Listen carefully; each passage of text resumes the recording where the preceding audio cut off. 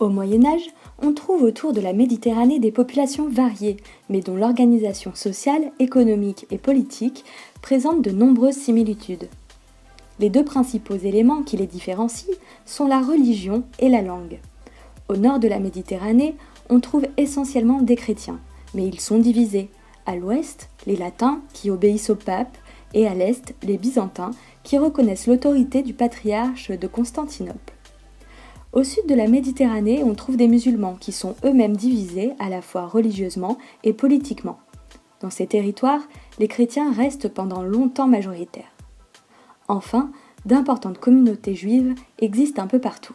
Les souverains ne cessent de mener des guerres pour faire du butin ou agrandir leur territoire. Ces guerres touchent le plus souvent leurs voisins qui partagent la même religion qu'eux. Toutefois, à partir du XIe siècle, émerge une nouvelle idée, la guerre sainte. Du côté occidental, on appelle ça la croisade. Du côté oriental, le djihad.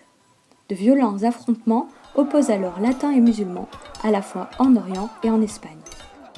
Cependant, le plus souvent, lorsque les différentes populations de la Méditerranée entrent en contact, c'est plutôt pour commercer.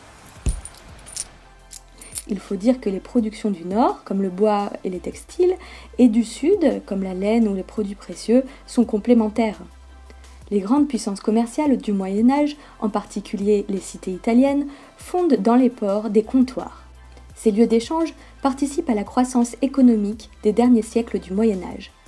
Les marchands et les hommes qui voyagent pour des raisons commerciales ou religieuses contribuent à la circulation des idées et des savoirs sur toutes les rives de la Méditerranée.